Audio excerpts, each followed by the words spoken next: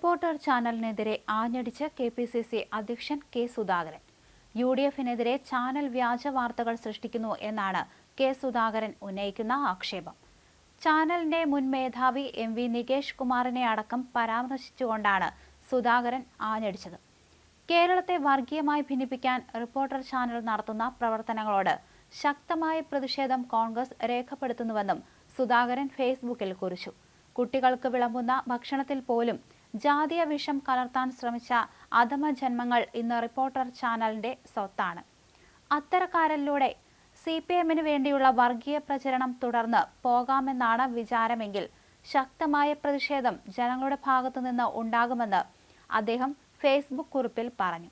ഐക്യജനാധിപത്യ മുന്നണിയെ അപമാനിക്കുന്ന രീതിയിൽ വ്യാജ വാർത്തകൾ സൃഷ്ടിച്ചതിൽ മാപ്പ് പറഞ്ഞില്ലെങ്കിൽ ശക്തമായ നടപടികൾ സ്വീകരിക്കുമെന്ന് സുധാകരൻ പറഞ്ഞു. ഫേസ്ബുക്ക് കുറിപ്പിന്റെ പൂർണ്ണരൂപം ഇങ്ങനെയായിരുന്നു: എന്റെ പ്രിയപ്പെട്ട പ്രവർത്തകരോട്, ഇന്ത്യൻ നാഷണൽ കോൺഗ്രസിനെതിരെ ഏറ്റവും മ്ലേച്ഛമായ വർഗീയ പ്രചരണങ്ങൾ നടത്തിയ റിപ്പോർട്ടർ ചാനലിനോടുള്ള നിങ്ങളുടെ വികാരം പാർട്ടി മനസ്സിലാക്കുന്നു. നേതൃത്വം അതിനെ മാനിക്കുന്നു.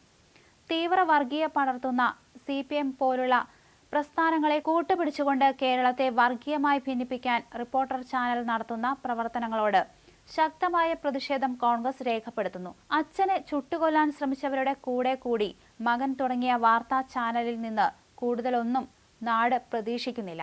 പക്ഷേ നിഷ്പക്ഷ മേലങ്കി വലിച്ചെറിഞ്ഞ് ചെയ്തുകൊണ്ടിരിക്കുന്ന അടിമപ്പണി സ്ഥിരം തൊഴിലാക്കി അദ്ദേഹം പുറത്തോട്ട് പോയിട്ടും ചാനലിന് നല്ല മാറ്റങ്ങളൊന്നും സംഭവിച്ചില്ല എന്ന് ഞങ്ങൾ മനസ്സിലാക്കുന്നു. കുട്ടികൾക്ക് വിളമ്പുന്ന ഭക്ഷണത്തിൽ പോലും ജാതീയ വിഷം കലർത്താൻ ശ്രമിച്ച അധമജന്മങ്ങൾ ഇന്ന് റിപ്പോർട്ടർ ചാനലിന്റെ സ്വത്താണ്. അത്തരക്കാരിലൂടെ CPM-ന് വേണ്ടിയുള്ള വർഗീയ പ്രചരണം തുടർന്നു പോകാമെന്നാണ് വിചാരമെങ്കിൽ ശക്തമായ പ്രതിഷേധം ജനങ്ങളുടെ ഭാഗത്തു നിന്ന് ഉണ്ടാകും. ഐക്യജനാധിപത്യ മുന്നണിയെ അപമാനിക്കുന്ന രീതിയിൽ വ്യാജ വാർത്തകൾ സൃഷ്ടിച്ചതിനെതിരെ ശക്തമായ നടപടികൾ സ്വീകരിക്കും. വ്യാജ പരാമർശങ്ങൾ പിൻവലിച്ച് പരസ്യമായി മാപ്പ് പറയാൻ റിപ്പോർട്ടർ ചാനൽ തയ്യാറാകാത്ത പക്ഷം ചാനലുമായി സഹകരിക്കുന്ന കാര്യം പാർട്ടി പുനഃപരിശോധിക്കും. കെ സുധാകരൻ കുറിച്ചു.